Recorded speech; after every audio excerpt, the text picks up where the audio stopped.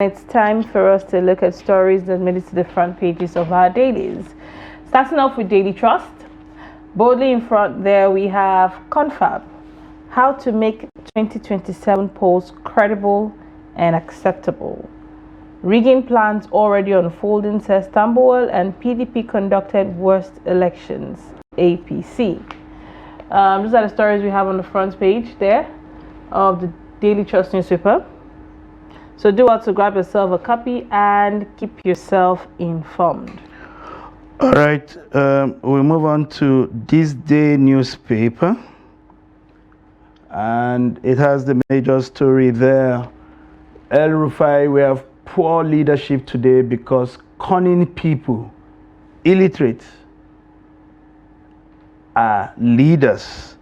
That's what El Rufai argues this morning. And to other stories, article, political desperation responsible for PDP's tragic disintegration, says APC. Wow, interesting, the APC is offering solution to the PDP's problem. And to other stories, on top of the name marks there, article 11 African leaders sign Dar es Salaam declaration for electricity access to 300 million Africans by 2030. But the rider acknowledges AFDB's $1.1 billion support for provision of electricity to 5 million Nigerians by 2026. And you have the picture of the opening 3-day NSW Industry and Stakeholders Forum with the Minister of Blue Economy, as well as the Minister of Trade and Investment and the FIRS chairman, all featuring in that photograph. All right, now let's go to First News. Well, on First News, Trump's deportation order puts 1.4 million Nigerians at risk. 1.4 million at risk, with 3,690 Nigerians affected. Dewey emerges South-South Governors Forum chairman. And JAM announces 2025 UTME registration and exam dates. Still on First News, Afenifere names Farotimi as secretary, pushes for Nnamdi Kanu's release. Interior Ministry earned 6 billion naira in 2024, says Tunji Ojo, and Kanu withdraw charges against end bad governance protesters. Still there, Ebetoku drags Shore to court over illegal IG remarks. And NAFDAC shut down 250 fake drink factories in Aba. Well, those are the stories we have on the front page of First News. Do well to grab yourself a copy and keep yourself informed. All right, we are now joined via Zoom by Mr. Ben Sharma, who is the former director of news at the Voice of Nigeria. Good morning, and it's a pleasure to have you join us. Thank you for having me.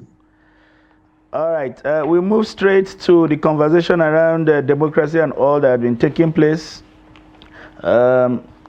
with remarks coming from all shades. But more importantly, this reportage by This Day, where it says, article political desperation responsible for PDP's tragic disintegration.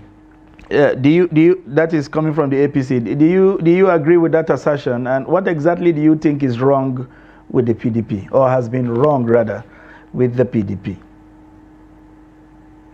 I think that PDP turned the knife against itself, and that's why it is just simply slaughtering itself. People of integrity who have been there, you just find out that at the point they'll leave the party and still come back. I know that was why, like Atiku himself, he defined PDP at the point as a poverty development party, something like that, when he joined APC. But he's back to that same party. Then look at Wike and his own team.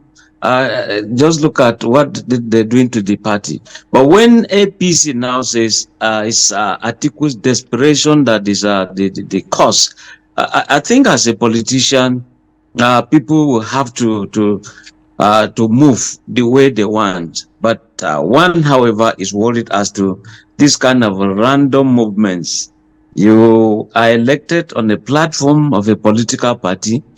You go to the National Assembly and simply abandon the people.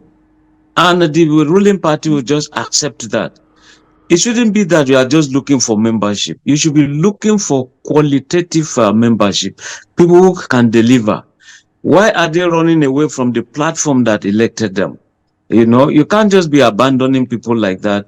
And in the end, we have a political confusion within the polity. And if we can't get it right politically, many other facets of life will not follow. All right. There are also stories, of the planned deportation. Well, not planned. President Trump made his intentions known before he arrived at the saddle. And now he's keeping to those promises. 1.4 million plus. In this first round of the exercise, we have about 3,690 Nigerians.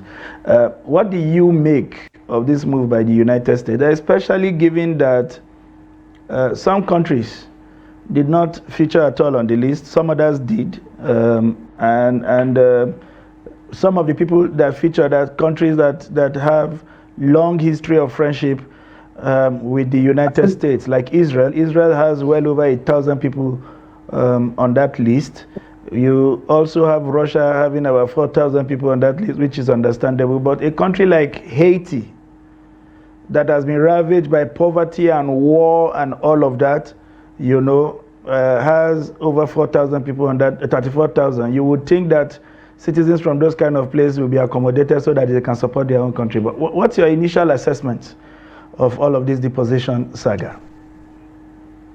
Yeah, you see, the same government is also withdrawing from the WHO, World Health Organization, that is supposed to assist the very vulnerable.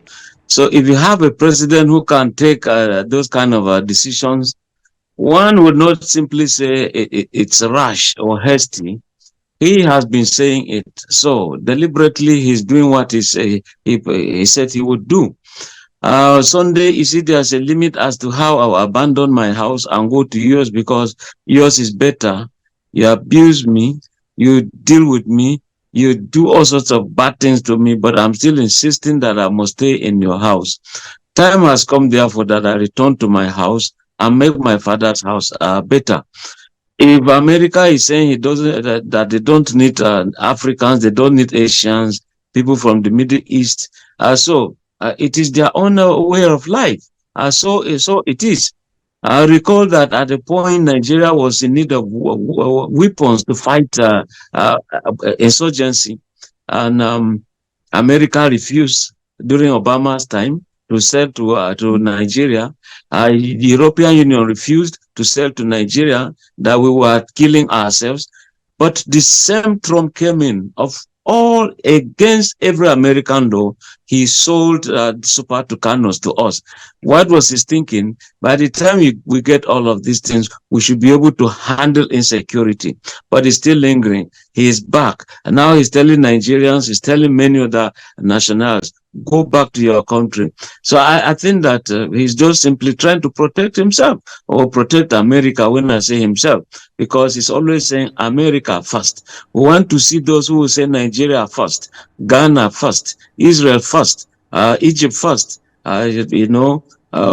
Palestine first, so that we know that we have leaders who will actually care for their people. Imagine the sea of Nigerians passing through the Sahara Desert, going through the Mediterranean Sea, dying just because they want to go to Europe. From Europe, they go to America.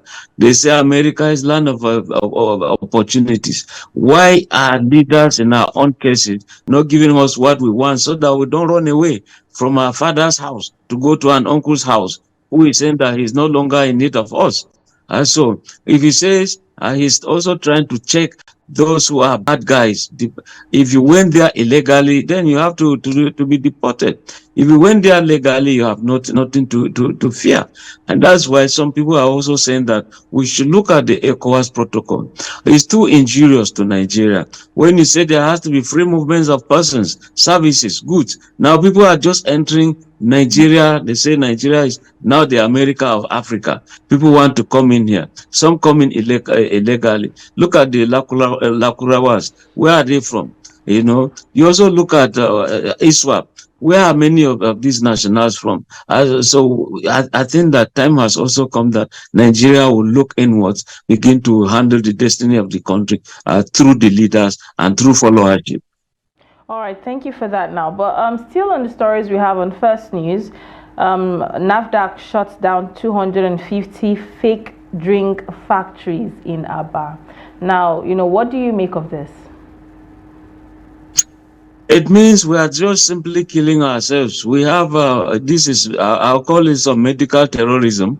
If you manufacture some things that are illegal and you just give them correct label, correct bottles, but the content is harmful, I think NAFDAC is doing a very good job. I remember having interviewed Dorothy Okele of blessed memory.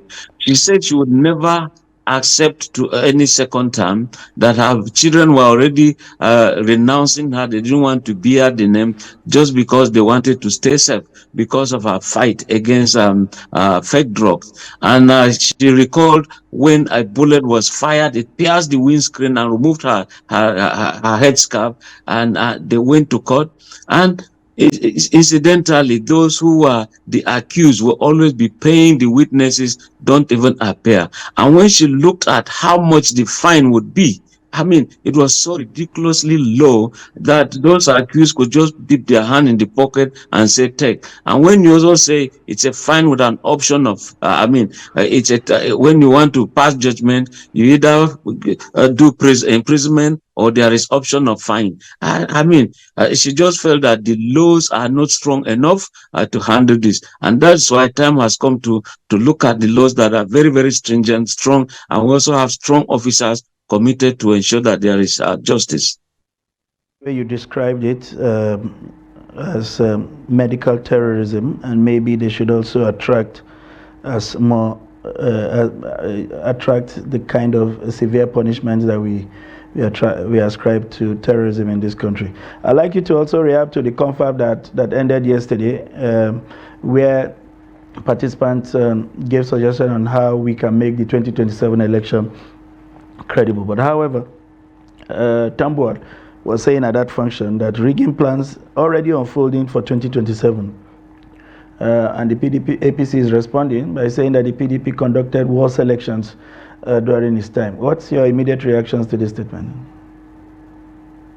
So if PDP conducted worse elections during its time, therefore, will APC want to conduct the worst election? In other words, PDP was worse. There should be the worst. No, it shouldn't be. Nigeria is coming of age. If we're talking about a credible election come 2027, I think that I saw that Ame, the chairman of a conference of political parties, is of the opinion that all elections should be done on one single day. When you queue Sunday, you are given the ballot for president, the one for Senate, the one for House of Reps, the governor, and State Assembly. So the moment you do all of that, what will be left is just sorting them out and counting. And I think that will stop rigging. That will also stop this bandwagon effect. Once you do presidential election first, and you know that so person has won, you just feel that, okay, I will not waste my ballot in another party. Let me simply vote with the party the president is coming from. Then you also have those who are cross-carpeting. Why will you, like we've already said, be voted in by a political party? You just go there, you abandon your electorate, and they just can't find you, disappear into oblivion, only for them to see you at the other end of another party that you said is better. If that party was better, why were you there? Quite a lot of things. And we look at these direct and indirect primaries. Are they harmful? Are they injurious? Some will say they are, some will say they are not. But again, it's for Nigerians to look at it. If you are able to have a national conference, how will you pick the people again? The whole thing has to do with the orientation of the mind. Even if you say, let's go parliamentary, we are still talking of the same Nigerians. Let's go presidential, it's still the same Nigerians. What have we done with our minds, our mindset? When El Rufai is there saying that we have illiterates, we have very corny people in governance, I don't know. I think people should, if you are thinking that you are speaking truth to governance or to Nigerians, can you begin to list them? So politician, and this is exactly what you have done. You cannot just leave statements so blank like that, and we begin to just say, yes, he has spoken. Be bold enough, list all these people so that we don't just have people who begin to steer some confusion and you leave Nigerians in the midst of this confusion. We should also avoid religion, ethnicity, regionalism. These are spoilers of the polity in Nigeria. But once you are appointed, they begin to ask, are you chairman? Chairmen have been appointed. Are you chairman of a Council of Arts and Culture or chairman of NNPC? That is a very big thing. Are you chairman of Inland Revenue or Ports Authority or chairman of NYSC? Also, people, Nigerian would just, oh, they just gave our own chairman of cultural orientation. In other words, we are not really out to do service. We are out to get what we can get. And so they say I before others. Like I used to say, those days in Liberia, you have I, me, and myself alone. So it shouldn't be the practice in Nigeria.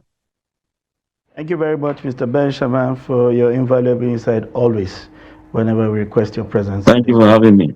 Thank you. All right, that's the much that time would permit us this beautiful Wednesday morning. We want to thank you for allowing us free access to your living room and to your mind. We hope we have brought you information that will be useful in making decisions for the rest of the day and hopefully for the rest of the year. I'm Sunday Michael Ogu. Let us do this again tomorrow. And I am Lilian Ogazi. Thank you so much for sticking around. But at the top of the hour, we have sports with Emmanuel Fashemi, and we also have business and news updates. So still stick around. We have a lot still coming on for you. But for Daybreak, we'll see you again same time tomorrow.